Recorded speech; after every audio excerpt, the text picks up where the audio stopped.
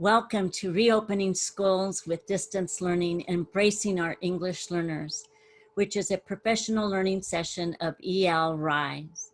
I am Marta Hernandez, Executive Director of Californians Together, which is the lead grantee for ELRISE.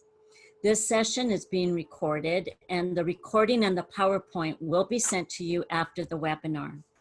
You have also received a tool, and the tool will be linked in the chat. And the tool is called ELRISE Reflection and Planning Tool for Administrators as they reopen school with English learners at heart. This tool highlights the best practices or indicators for English learners in distance hybrid learning, the EL roadmap principle that is aligned with those practices, and it provides examples of actions and services and provides guidance in terms of where the practice fits in the learning continuity and attendance template. ELRISE stands for English Learner Roadmap Implementation for Systemic Excellence, referring, of course, to the California English Learner Roadmap adopted unanimously by the California State Board of Education in July 2017 as new English learner policy for California, superseding Proposition 227, which had been the state's English learner policy for 20 years. The EL roadmap is aspirational and comprehensive and consists of 4 principles that are to guide local programs, policies, and instruction, as well as planning for English learners throughout California.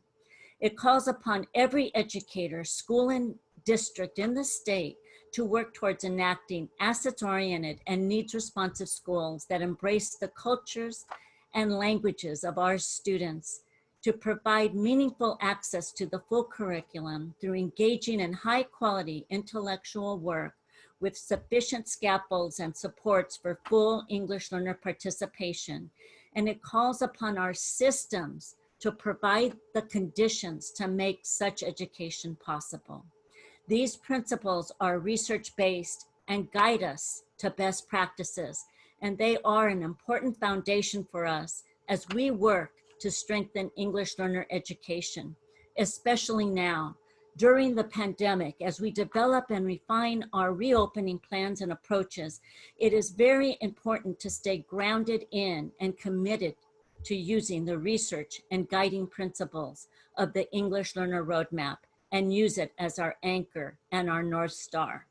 If you need more information about the roadmap, there are links in the chat to the roadmap policy itself and to this infographic that you can download. And we encourage you to check out the CDE website for additional materials. As part of state support for enacting the English Learner Roadmap, the legislature and the California Department of Education funded 2 educator workforce incentive grants, of which ELRISE is one. ELRISE is a collaboration of Californians Together, LMU Center for Equity for English Learners, and the Sobrado Early Academic Language Model, and 20 county offices of education.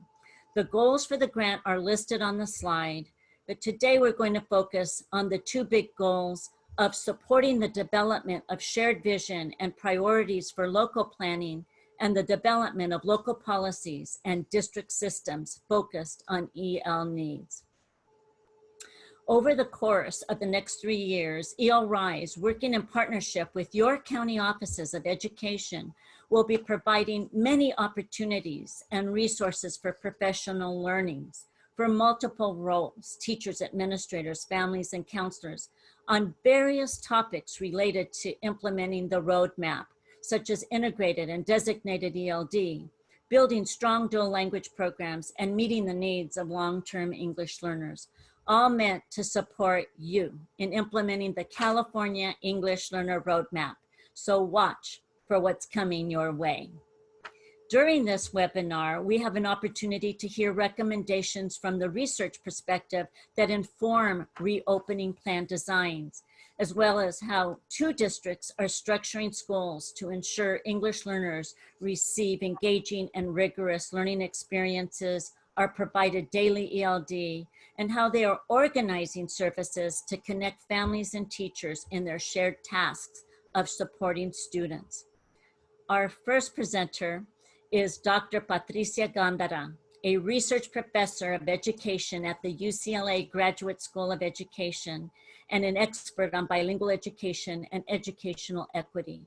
She is also the co-director of the Civil Rights Project at UCLA and centers her research on access for low-income and ethnic minority students, language policy, and the education of Latino students. One of her most recent books includes The Bilingual Advantage, Language Literacy and the U.S. Labor Market, that focuses on the economic value of biliteracy. Patricia? Thank you very much. And thank you for the invitation to be here. I am now going to see if I can make this work. Their screen.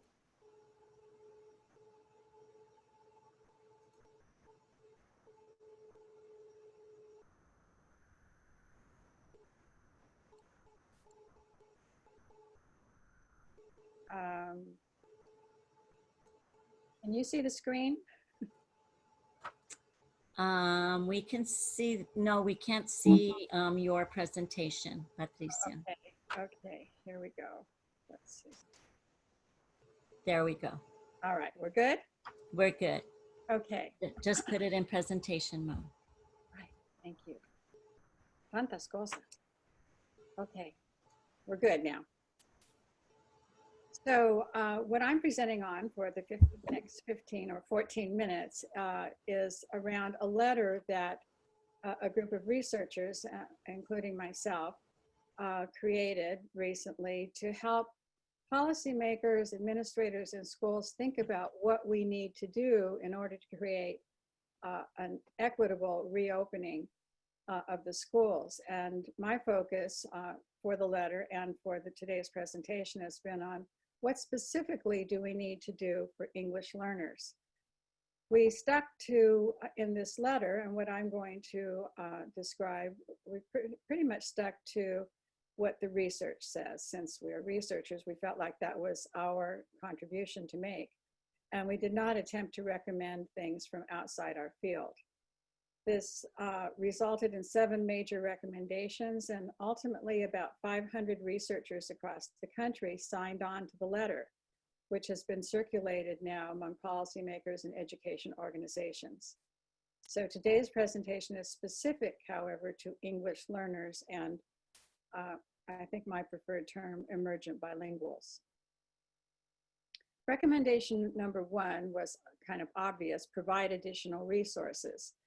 And of course, we recommend strongly that, that we all do this, but we also recommend that understanding that it's likely that we're going to have inadequate resources, in fact.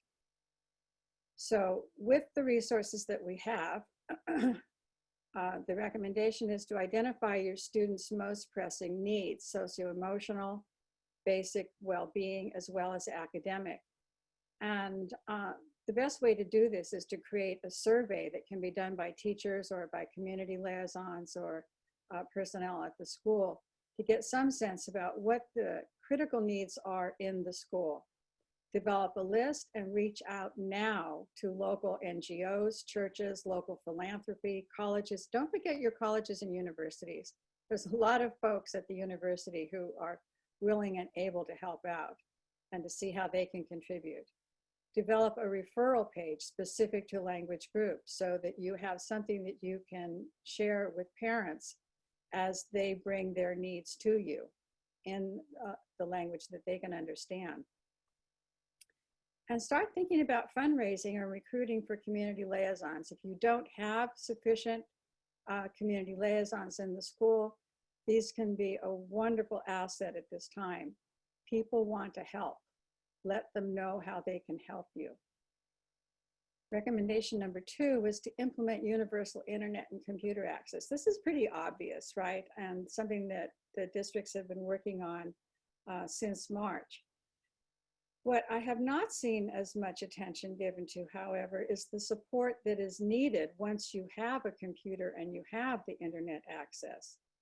So the recommendation here is that community liaisons contact the homes of the English learners to assess their needs. Do they know how to use the equipment? Is the internet reliable? We hear from people, they say we have internet, but then we find later it's not very reliable. Some people are still using dial-up, and they can't depend on having that internet access in the home. So we need to know this. Do they know how to access the classroom materials? And do they know who to go to for help? Now I'm going to go a little bit off of the research and suggest a couple things that I think we should be doing, and that's just based on my own background and expertise. But I think we need to consider reaching out to high schools and colleges for internet buddies or homework buddies in the student's language. This can be a critical resource at a time when teachers cannot be with every student and many parents cannot be with the students either. Additionally, prepare a video and phone messages in the home language to orient students and parents to what we're doing. Sometimes the parents are not going to be able to figure this out on the computer. So provide video, provide phone messages if necessary. Recommendation number 3 in our letter was to target resources to those most in need. And I can tell you that we certainly focused on English learners as being one of those groups most in need. But we need to continue to emphasize this with school leaders so it doesn't fall off the table, that these students need to be targeted for special resources. And here, in recommendation number 1, I had suggested that you do an assessment of the community, the school community, and what are their basic needs. But here, what is recommended is that an assessment be done of the home. Do they have any special needs? What about things like food security, shelter, socio-emotional needs? Find out from the families of these students and refer them to that list of providers that you already did under recommendation number 1. Again, here, community liaisons, front office staff can be critical here, because if it's anything like normal, which of course things are not normal, but if it's anything like what we commonly see, bilingual teachers get really thinly stretched. Everybody wants them to be taking care of these issues. So find some support for them and do these effectively home visits. Young English learners especially need support. Consider assigning a buddy for the young English learner students, somebody who can help them online. Older ELs can be organized into groups to support each other. It's also important for their mental health. So consider organizing the students for instruction into small groups. And we really recommended that people not focus on state assessments. This is going to be a crazy year, and nobody should have to feel those kinds of pressures for state assessments. So I think we need to be lobbying on that issue. Recommendation number 4 is personalized and engaging instruction. So the recommendation here is that we incorporate synchronous instruction to the extent possible every day.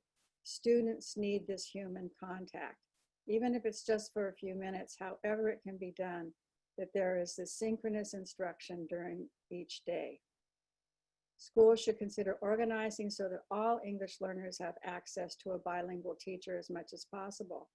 So here we're thinking in terms of schools that may have only a few bilingual teachers on campus and ESL teachers doing most of the work.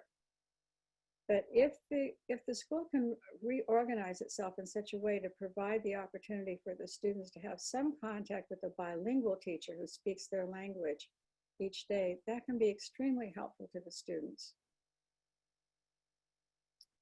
English learners need opportunities to talk, to interact, to be active participants. Organize online instruction so that students have daily opportunities to talk with teachers, and with each other. And I've put in here a link to what Glendale Unified is doing with its small technology pods. I don't know how many people are aware of this, but they're experimenting with bringing kids onto campus in small units, but doing the online distance learning, but with somebody, not necessarily a teacher, somebody there to supervise. This provides the opportunity for students to be together in a small group, to be supervised, and to have somebody who can help them with the technology. So you might want to take a look at that. Recommendation number 5 is expand instructional time. English learners especially have missed being in English-speaking environments and being able to use the language. So many English learners are going to need more time. We think all students are going to need more time, but English learners are going to need additional time on top of that. Try to organize extra time for them with a buddy or in small groups when they can be available. They're going to need more time for English language development, so try to build this into the additional time for students. And we looked through the research to see, okay, so how can we effectively add more time in an already crunched budget? And one of the things that came up was that tutors appear to be a pretty effective way of doing this for a reasonably limited budget. So consider that tutors are a cost-effective strategy, and try to bring on bilingual tutors to help the students increasing their time on task. And if you aren't already, start thinking now about extended year and summer school. I've seen some districts that are talking about lengthening the day, coming in early, leaving later online. But I think all of us, the research group, felt that it was pretty likely that we're going to need summer school. Recommendation number 6 was to provide integrated support.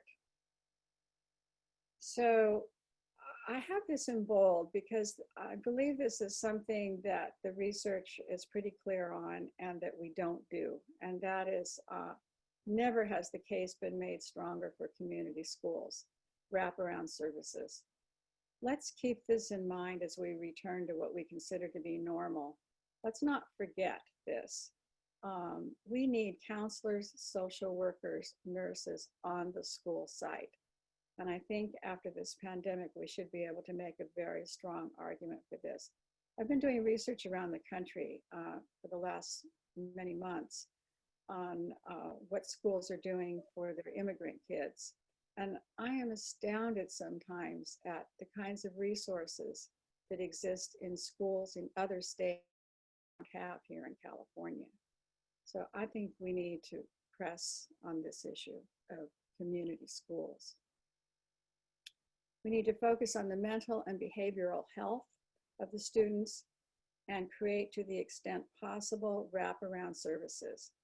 See recommendation 1 for counseling and behavioral health support.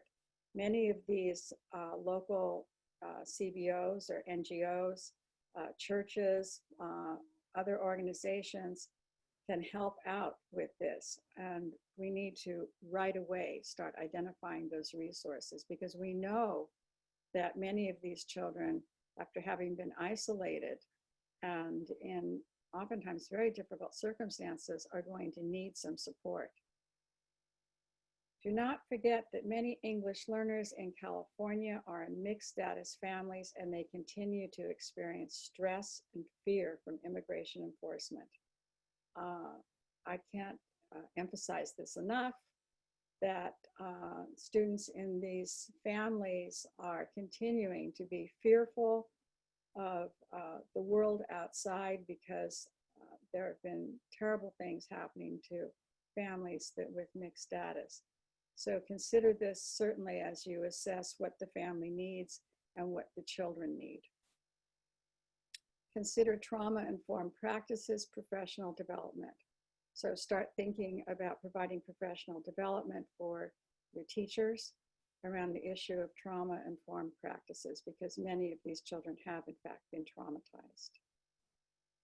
And many of the families are going to have very basic economic needs, organized to be able to help support these needs, because if the children aren't fed and if they are not housed, and if there is tremendous stress in the household, economic stress, they're not going to be able to learn.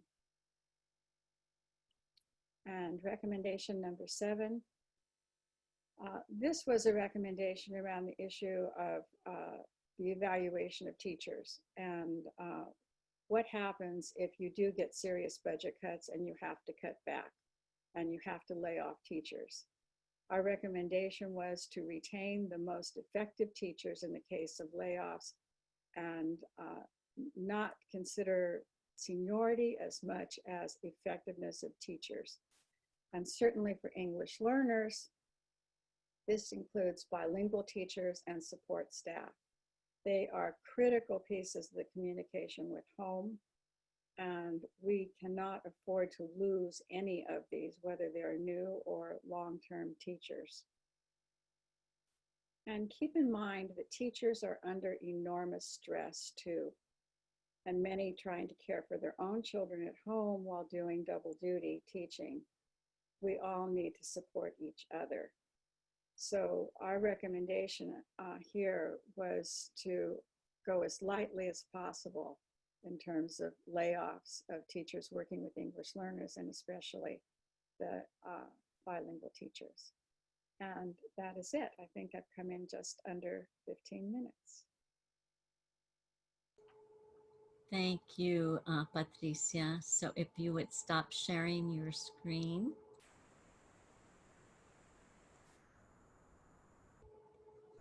And so we are going to now go into breakout rooms. And again, just the norms that to, make sure to focus on the prompt questions and ensure that everyone has a chance to share or ask a question. There is going to be a Google slide, and that Google slide will have the prompts and the questions. And you are to choose a facilitator, a screen sharer, and a note taker. And we are going to offer that perhaps the facilitator can be the person with the shortest hair in your particular breakout room. And then make sure to assign a representative from your breakout room to share out to the whole group in the chat box when you return to the general room.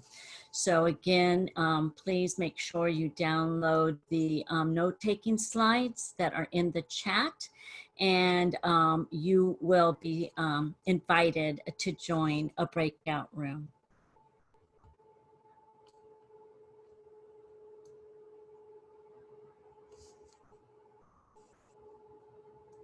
To share out any responses in the chat room so that we can get those recorded, as though the chat room is also recorded and sent to you after the session. So now we are going to have 2 districts share out, and they're going to be describing how they are organizing services for the reopening of schools with English learners at the heart. Our first presentation is from Azusa Unified School District, and we have Dr. Dana Mitchell, Assistant Superintendent of Educational Services, who will be presenting, and Arturo Ortega, Superintendent, is also here cheering her on. So Dana? Hello, everyone. So last Thursday, the Azusa Unified School District launched our school year in a distance learning environment. And in anticipation that that might happen in this fall, we actually began our planning for this eventual happening. We started planning for it last spring. Thank you.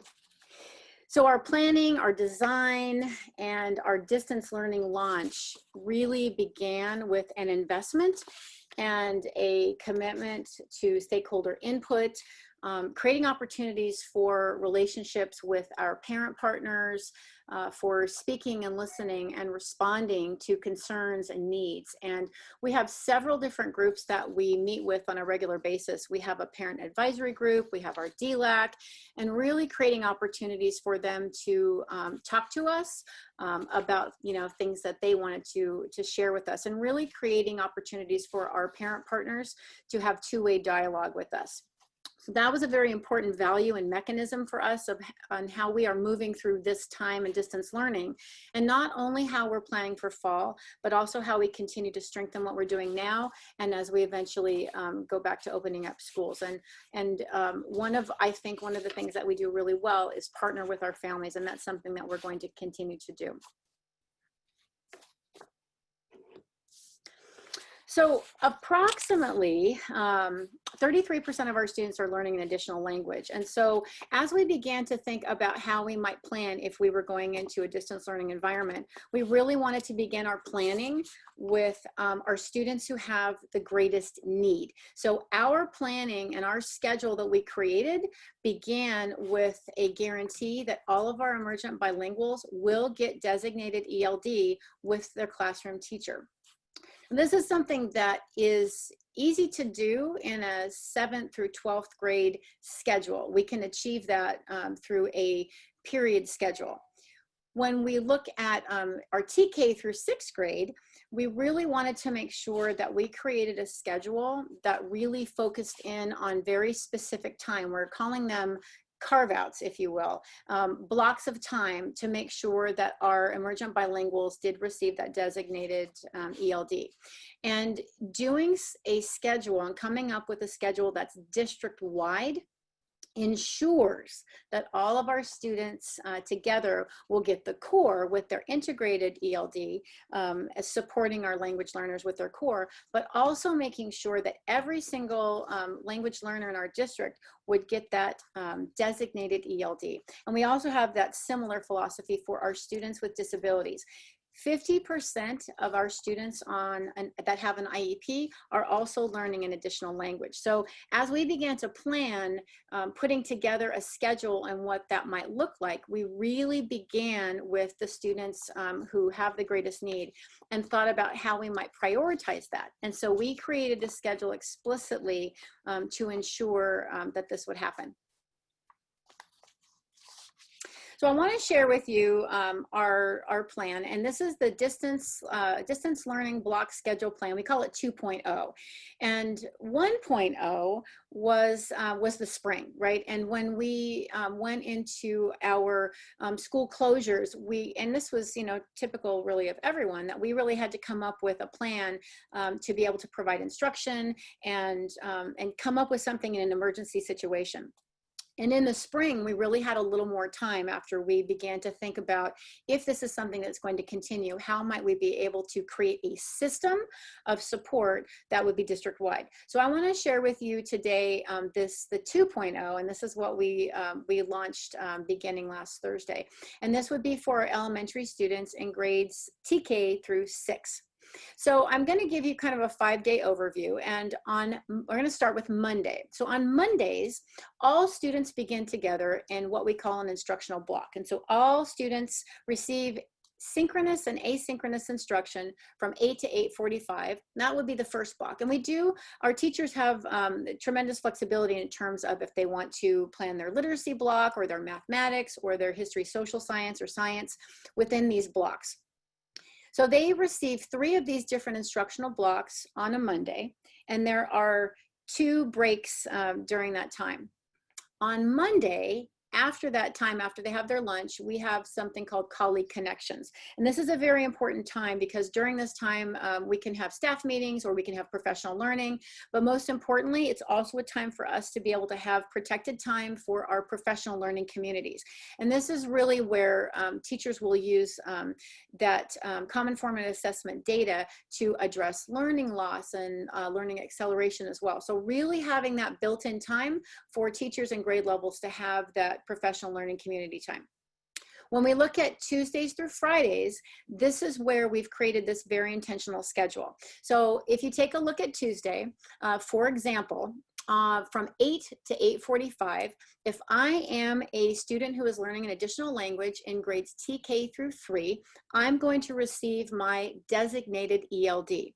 That time is just for my English learners to be able to receive that instructional time for designated. This can be some whole group, it can be small group as well, but that's the time that they receive that instruction. Similarly, if we have students who have an IEP and they are in grades 4 through 6, those students receive those related services at that time as well. Then all students come together at 8:55, and there are 3 instructional blocks all the way until 1:35. So all the students are coming together, and this is where our emergent bilinguals would also receive their integrated ELD as well. At the end of the day, you're going to see a flip, right? If I'm a language learner in grades 4 through 6, I'm going to receive my designated ELD. And similarly, if I am a student with an IEP, I'm going to receive my related services, TK through 3 at that time as well. And again, you're seeing that flip with the grade level blocks, because we do, again, have our students with disabilities, half of them approximately are learning an additional language as well. So we wanted to really be very intentional about making sure that our students have that protected time. And it's something that every single student in the district, every single student who's learning that additional language has that opportunity to be able to receive that designated ELD time. It's guaranteed. At the end of the day, Tuesdays through Fridays, we have what we call student and family connections. And this is another very important block of time. This is an opportunity for our teachers to be able to reach out to students and to families and make those connections. If a student is having difficulty, or if they want to be able to have some conference with, with the families or with students, this is that time for them to be able to have that time. Okay, so let's go ahead and go next one. There we go. Okay, so now I want to talk just a little bit about how our plan for building a system of support for to make sure that we're successful with this plan. There are certain components that we want to make sure that we are building capacity, and we want to make sure that we are, again, creating this system of support throughout the year. The first piece I want to talk about is our teachers on special assignment support team. We have several teachers on special assignment who provide professional learning for teachers, who also provide instructional support. They work with teachers on lesson planning. We have 2 English language arts and English language development teachers on special assignment who do provide very specific support for teachers for that as well. We also have a district-wide professional learning plan. Part of this plan, throughout the week, we will have teachers on special assignment will host different kinds of breakouts and professional learning supports. One of the things that we did before we launched this year, last Monday, was we were able to host a virtual professional learning conference. And several of the sessions not only supported students with teachers with instructional strategies for distance learning, but we also had a session for the English Learner Toolkit as well. The other piece to that is that the professional learning sessions, we had 4 different sessions, and there were approximately 20 different breakouts in each of the sessions. Several of those sessions had to do with social emotional learning supports for students. How are we going to be able to provide that social emotional support and make sure that we are connecting our students and families with the needed resources that they might need? In addition to that, it is all about providing our teachers with those evidence-based strategies that are going to support our emergent bilinguals. One of the best evidence-based strategies is small group instruction, right? We do want to have whole group, but really, especially in a distance learning environment, we want to make sure that we have lots of opportunities for teachers to work with our students with small group, and especially with our language learners as well. And then the last piece in terms of building capacity is our professional learning as a district has focused on 3 student success drivers. And this professional learning was also intentionally designed. We started this work about 5 years ago, actually, in support of our second language learners. We wanted to make sure that all of our instruction is rigorous, it's aligned to grade level standards, and we wanted to make sure that our professional learning supported that work as well. And so our 3 student success drivers was intentionally designed to support all students, but specifically to support our language learners. And that would be collaborative practices, cognitive rigor, and academic discourse as well.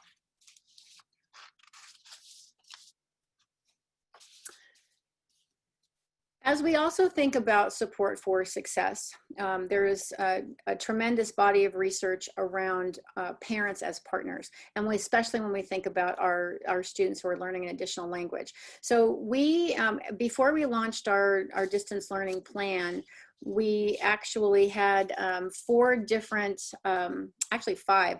We had parent meetings to talk to parents about what they could expect in terms of distance learning. We wanted them to be able to ask questions and really get an understanding of what the schedule was like and what they could expect as well.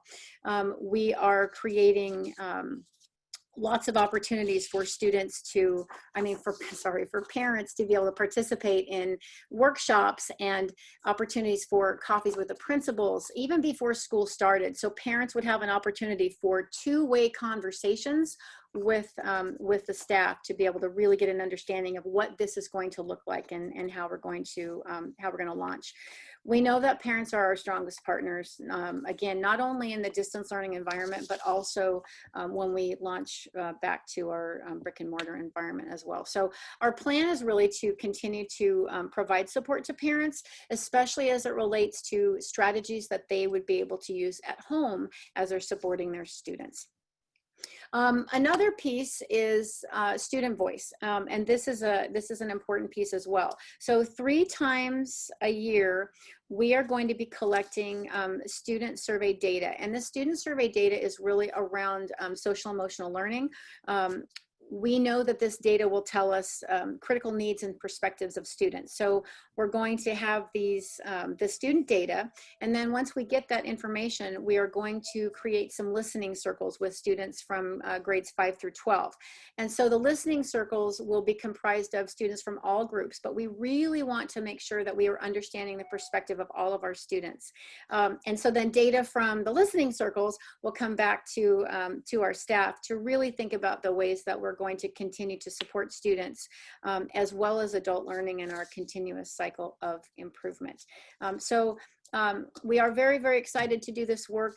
We know that we have much work ahead of us to do. We do know that if we keep our ear to the ground, when we're listening to our students, when we are visiting classrooms, when we're collecting that data, we know that that is going to be something that's going to inform the work that we are doing. So we're proud of this work. We're proud of the schedule that we've created, that we have really prioritized our second language learners.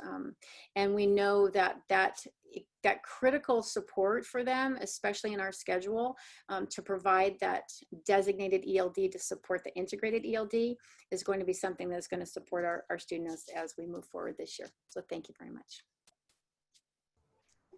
Thank you very much, Dana. We appreciate your sharing your best practices, and we wish you the best of luck in the new school year. Our next presentation is from the Mendota Unified School District, and they're going to be speaking about their Newcomer student support. And I welcome Manuel Bautista, Director of Educational Services, and Freddie Gomez, the Newcomer Counselor, to now present. Manuel and Freddie. You're on mute. Manuel, you're on mute. You'd think after 10,000 Zoom calls, I would have gotten that one. But thank you for having us. And like Dr. Mitchell said, the schedule is really important. What we're going to talk a little bit about is going to be kind of the services and the support that we're going to provide specifically to our newcomers. Just to give you a little background, Mendota High School has close to 1,000 kids And these past couple of years, we've had about 130 to 150 newcomer students each year just to our high school. And so that happened over the last 5 years. So we've had to make some changes to our schedules, and we've created a newcomer academy. And so this past year, we implemented a newcomer counselor, which is Freddie, who's presenting with me. And so we want to talk a little bit about the supports that we have in place at this time during distance learning for our newcomer students. So if you can go over to, and so really we want to start with kind of the focus that we had at the beginning of the year, which was really communication, right? We had to communicate with not only our parents, but our staff about what this reopening was going to look like and how it was going to impact our newcomer students. And also student and parent engagement. How are we going to engage our students, specifically our newcomer students who were brand new to our district, many of them unaccompanied minors, and many of them living with families now who aren't necessarily their parents, but they're relatives who they really don't know. They're relatives by blood, but don't really have much of a relationship with. And a lot of those families don't necessarily have a tie to our district. So we had to learn to re-engage those parents as well as engage our newcomers. And then also, what kind of instructional support are we going to provide for these kids throughout this distance learning? Because if this is, and you all know, distance learning is hard enough for everybody, let alone for students who are brand new to this country. So we started with a reopening task force, and I think like a lot of you guys have these task force. We met over the course of the summer and talked about how a collective plan to reopen our schools. And we were focused on a couple of key guidelines during these reopening meetings. Obviously, following health and city guidelines, making sure that we were collaborative, we were transparent with our community and our parents and our teachers. I think the most important piece of an important principle of our reopening task force was maintaining a lens that was reflective of our community. Meaning we had to make sure that we addressed the needs of the students in our community.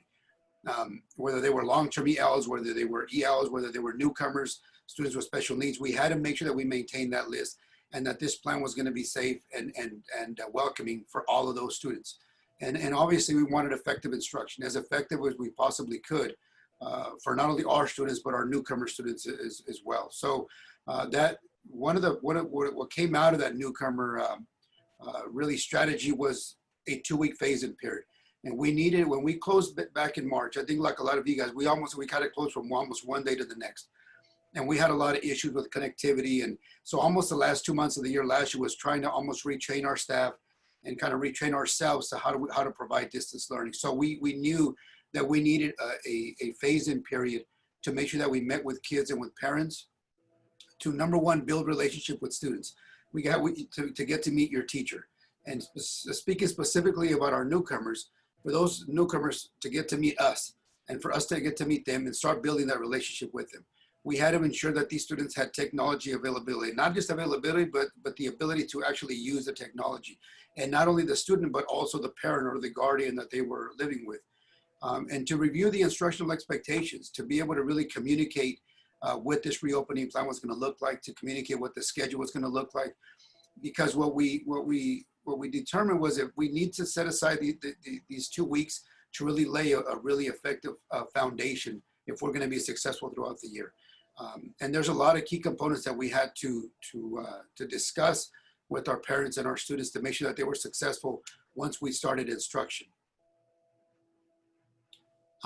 So part of that phase-in period was the students basically coming in small groups and really getting to know our campus. And this is where Freddie comes in, because Mr. Gomez, who's our newcomer counselor, was able to then meet these students and come in and start engaging them and really start to train them and teach them in what this was going to look like. And I'll give it over to Freddie, and so he can discuss a little bit about what his process was when these kids came and registered, what his process was when they came in for the phase-in and orientation, and what his process is going to be like for the remainder of the year with these students. So Freddie.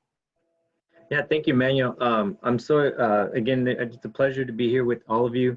And let me share what I do with my emergent bilingual students who come in from another country. So on the first day, like any other student, they're going to be nervous, right? I just talked to some students who have been here for more than 5 years, and they even communicate with me that they're nervous, even on the first day of distance learning. So imagine someone who is coming from another country who has limited English skills, and now they're putting in a system, in a school system, where they're expected to become fluent, right, in English, and that's a huge task. So my main thing with when I meet with emergent bilingual students is that I want to make them feel at ease as much as possible. I'm not gonna put too much on their shoulders right off the bat, mentally and physically.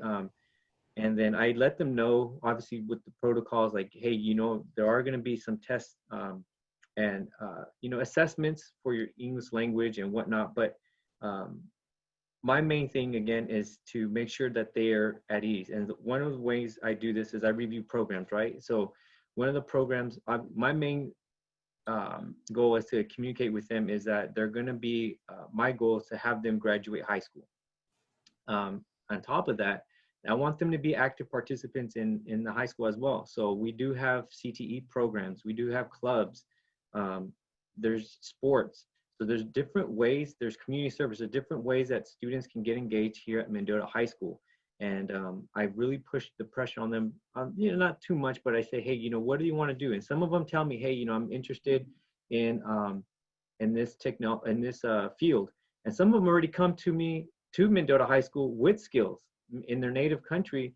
Just by talking to them, they say, hey, you know, I was taking this automotive class and I was like 1 or 2 classes away from getting my certificate. Okay, we have an automotive class or program here at Mendota High School. Let's get you engaged with that. And so just having those initial conversations with them, you can get so much information from students. And then building relationships with the student and the family. That, again, engaging with the student. So when I'm speaking, I know that sometimes as educators, we can talk a lot. So I'm very mindful and cognizant that, you know, I try to put myself in the back seat and let the student drive and let the mom be the passenger and let them tell me what they feel, how was their journey to Mendota High School, what are some barriers are they going through right now, how was their education in the native country, and so when you start to let the student talk and they're uncomfortable because they expect you, you know, the person in charge, you know, they put you up here, but you know, I try to flip the triangle around and say, hey, you tell me what you want to do, and it's amazing how many stories you get from students when you flip it that way.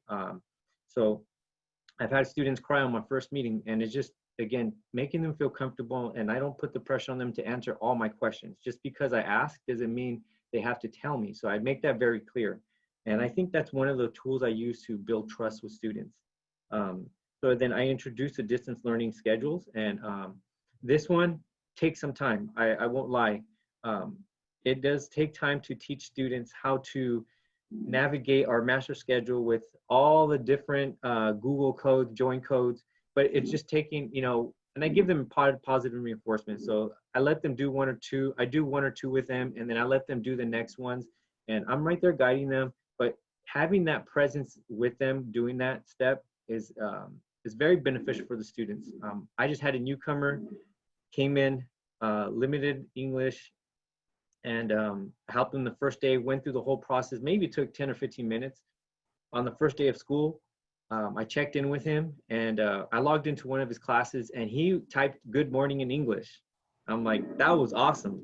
And I think that moment to, you know, that time you spend with students to teach them those how to navigate the school system really plays a big role in their success.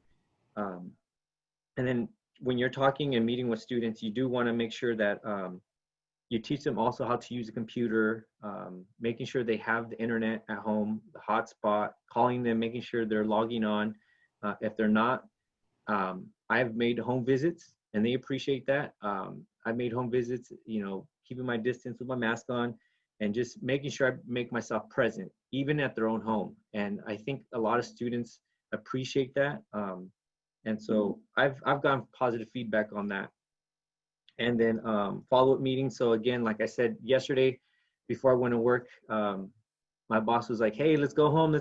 And I was like, wait, give me 10, 15 minutes, because I did want to communicate with my 5 newcomers that I have so far. And I just called parents and say, hey, how was your day today? And the parents were very appreciative of that call. Students were like, yeah, man, everything was well. I had an issue with my with my audio today, but today I logged on to that with that student and we figured it out. We were sharing screens, and it was just as simple as clicking a little emblem, clicking always allow, and he was good to go.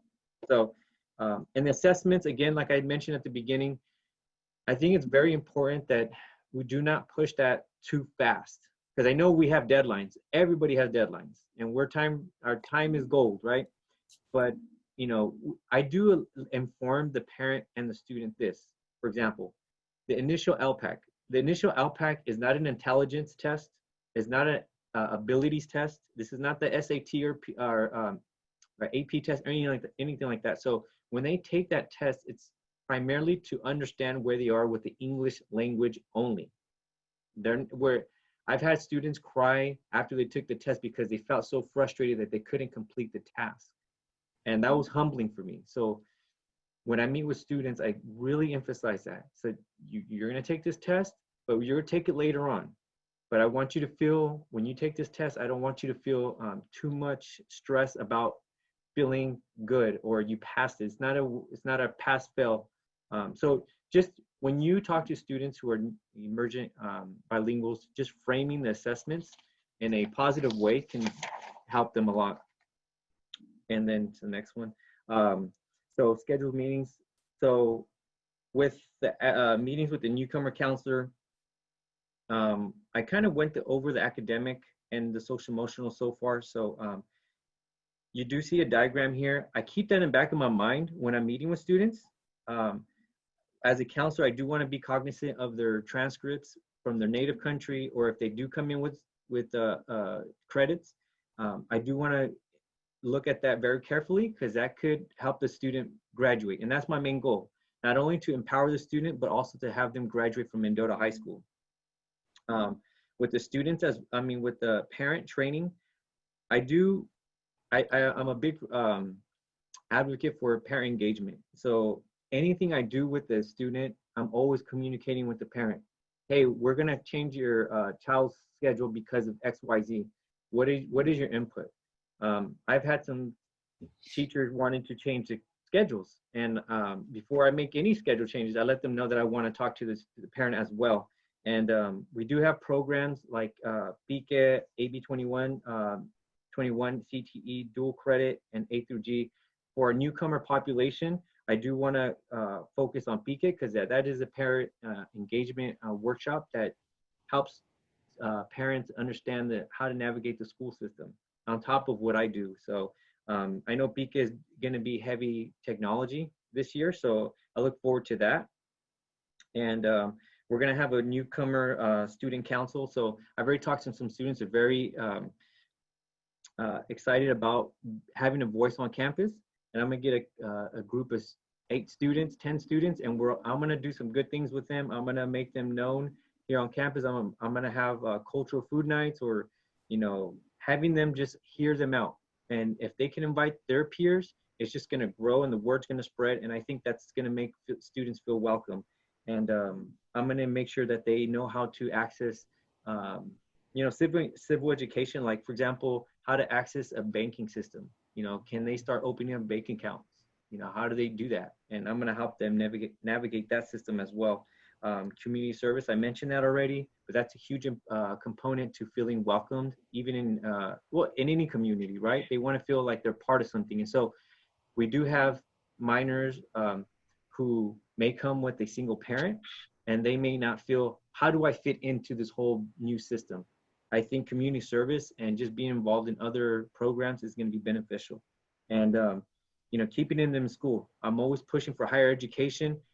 English is a tool and an asset they will use on top of what they already have for the future.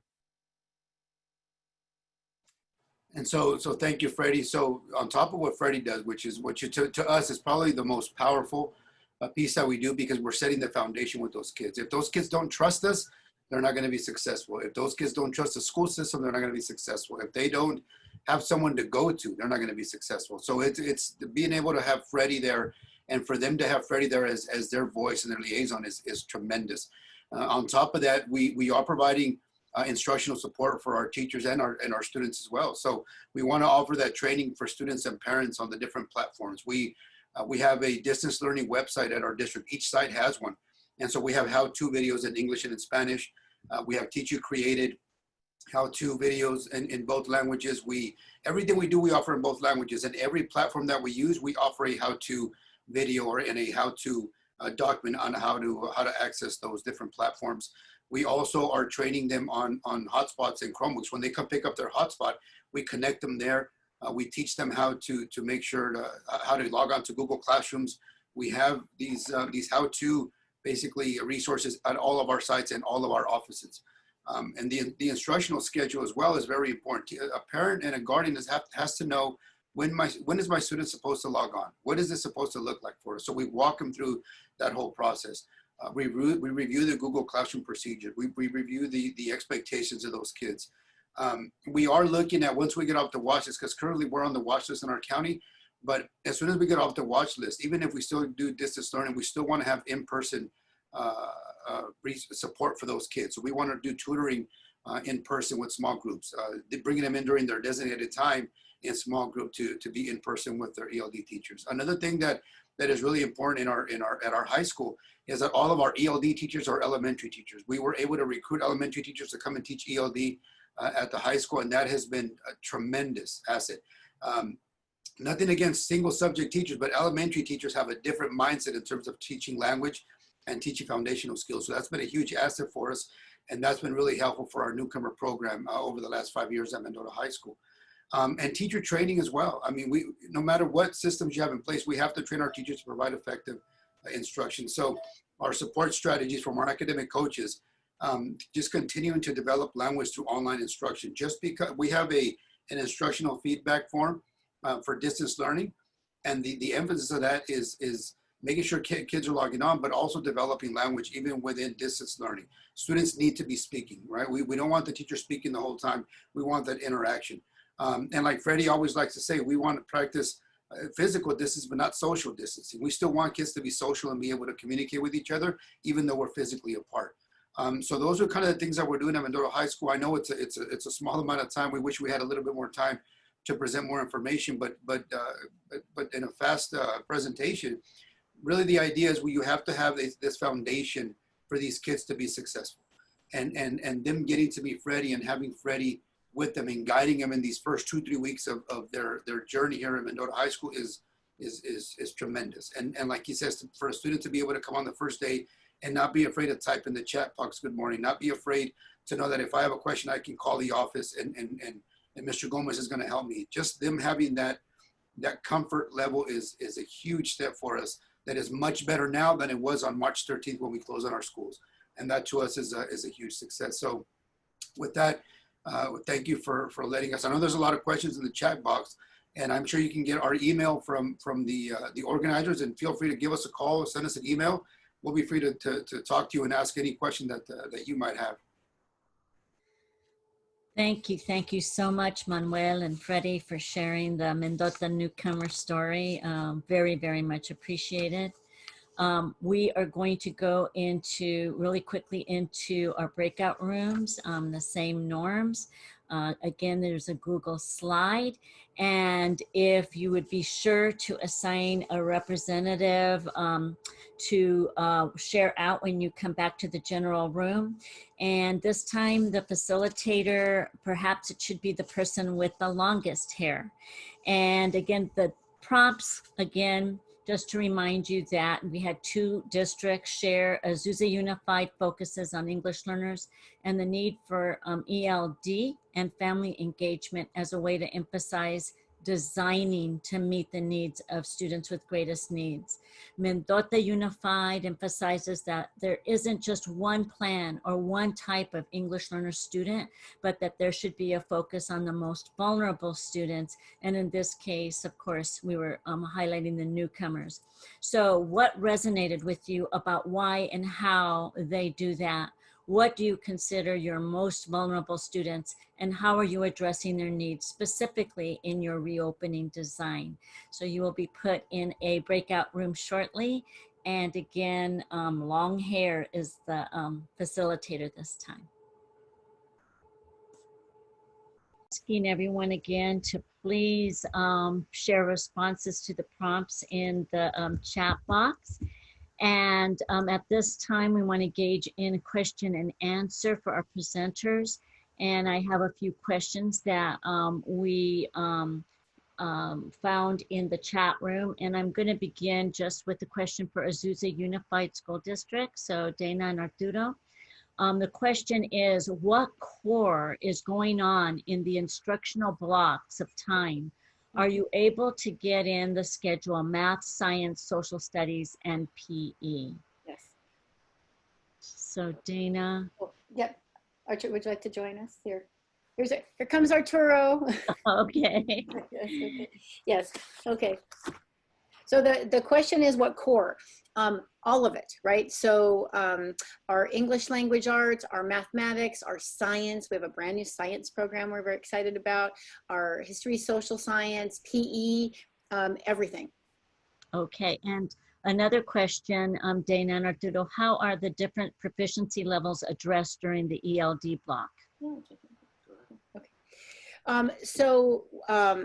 We usually what we do during the year is we have teachers take the different proficiency levels. So that is something that we are working on to figure out in terms of how we're going to be assessing the students and then how we will be breaking them up into different groups. And so one of the things that we would like to do is be able to, again, utilize that small group instructional time for students who do have the different proficiency groups. And within that 45-minute block, we think that we're able to do that.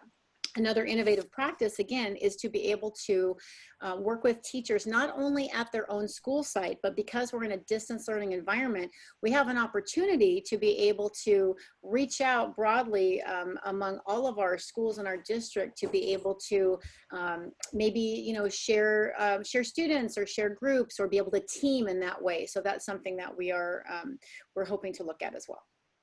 Okay. And so now I may be back, Dana. So for Mendota, have you been able to offer intake assessments in L1 in the primary language? So Freddie or Manuel? Yeah, I mean, when the intake assessments in the primary language, we use IPT. Is that what you're talking about? Like just assessing their level of their native language?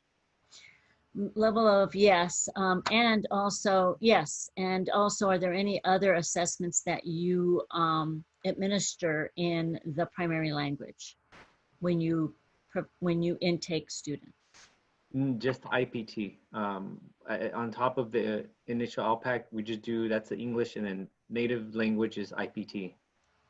Okay, and then can you tell us more about the tool you are using to assess engagement level of response? Level engagement of response as far as what?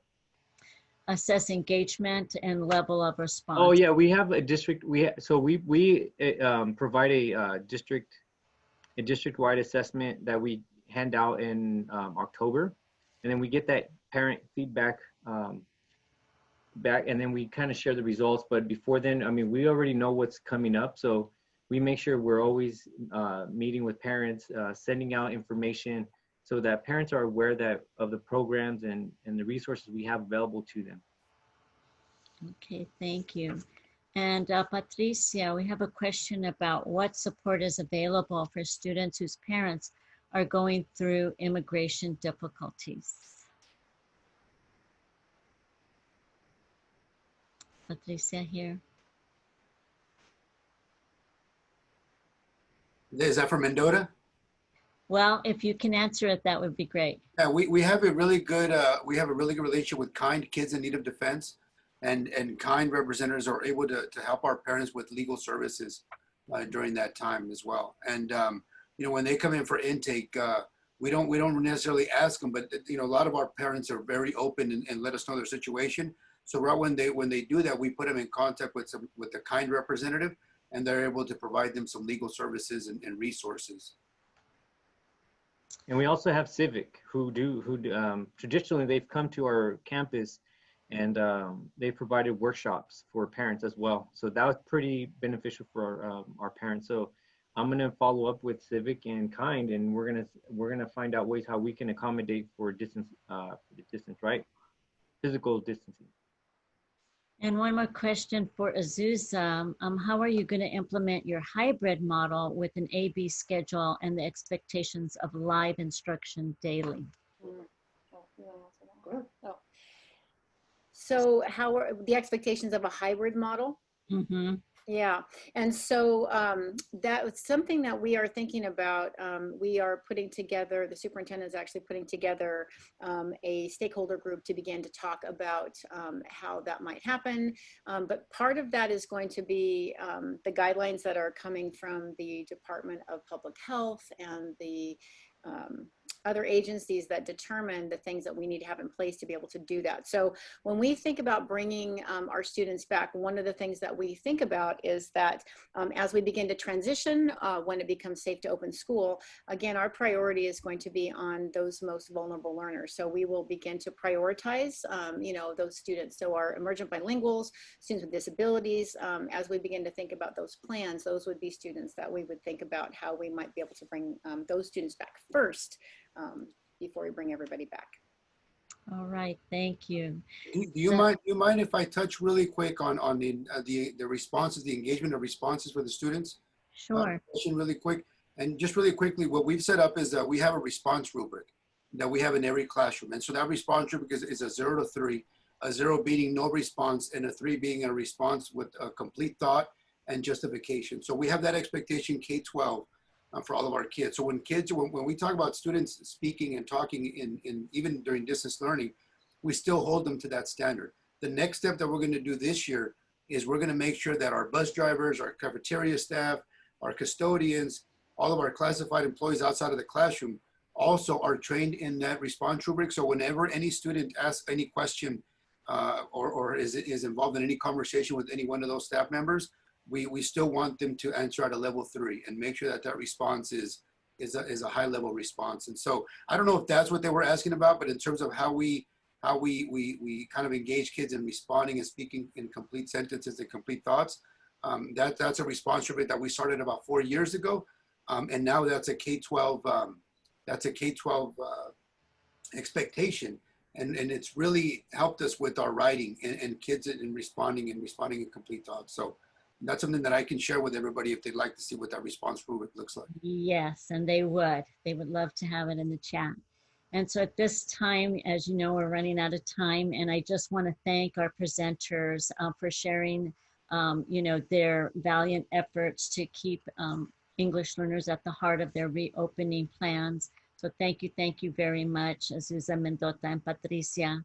And we would like for all of you to please write in the chat box one priority action to address the needs of English learners in the reopening of schools and the learning continuity and attendance plans. So if you could do that, we can capture that information and kind of share what people are thinking. And again, our next webinar for administrators will be September 29th, when we really focus on building homeschool, home parent, home family partnerships. So thank you so much for your time and for your dedication and passion to English learners, our emergent bilingual students. Thank you so much. Until la próxima. Thank you.